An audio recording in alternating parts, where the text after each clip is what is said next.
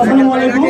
প্রিয় সাংবাদিক ভাই বোনেরা, আপনারা জানেন 2012 সাল থেকে আন্দোলন করে আসছি আমরা। আমি একজন অন্যতম উদ্যোক্তা আলামিন রাজু। যে কথা স্পষ্টভাবে বলতে চাই সেটা হলো যে বর্তমান 2.5 মাসের সরকার এবং এই 2.5 মাসের শিশু যোদ্ধা তাদেরকে স্পষ্ট বলতে চাই, এটা 13 বছরের আন্দোলন। এই তোমরা 13 বছরে ছিল না, 13 বছরে এই স্বৈরাচার শক্তির বিপক্ষে আমরা বারবার লড়ে গেছি, আমরা জেল খেটেছি, আমরা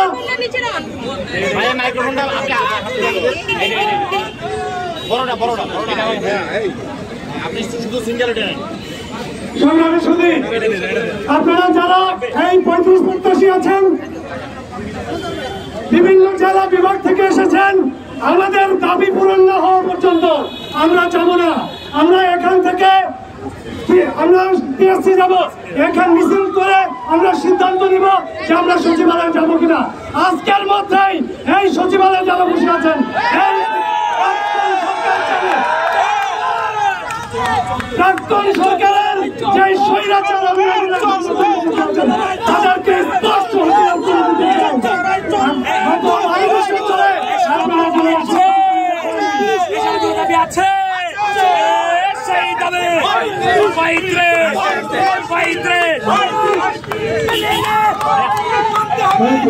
এই সরকার ছিল, তারা কোনো সিদ্ধান্ত দিতে পারে নাই।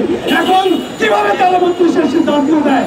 এই 2.5 বছরের যোদ্ধারা যারা এখন পর্যন্ত ঘর সংসার চাকরি বাকরি কোনো অভিজ্ঞতা তাদের নাই, তারা এই টিএসসিতে বসে টিএসসিতে সংসদ বসিয়েছে, তারা যা বলে তাই এখন সিদ্ধান্ত হয়। আমরা এই সিদ্ধান্ত ক্রিয়া বলে প্রত্যাখ্যান করি। 35 হবে না, এই আন্দোলন চলতে যাবে।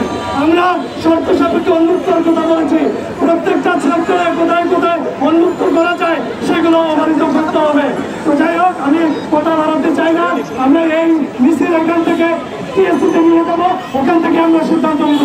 আপনারা যারা মিডিয়া ভাই বোনেরা আছেন, আপনারা 12 সাল থেকে গণতন্ত্র থাকবেন, শেষ পর্যন্ত থাকবেন। ধন্যবাদ।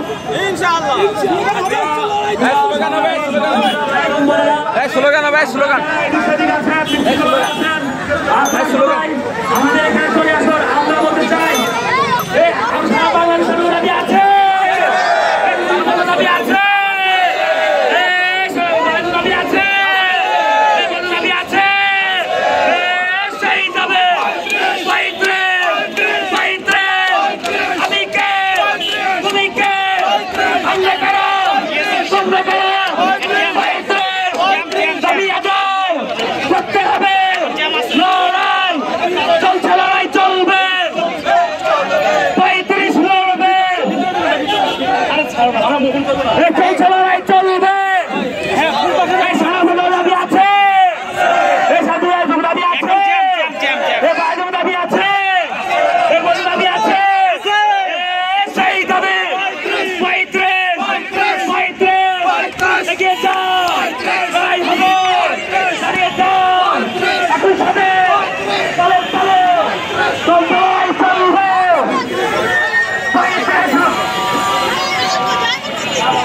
টিএসসি বিক্ষোভ শুরু করেছেন এবং সেই বিক্ষোভ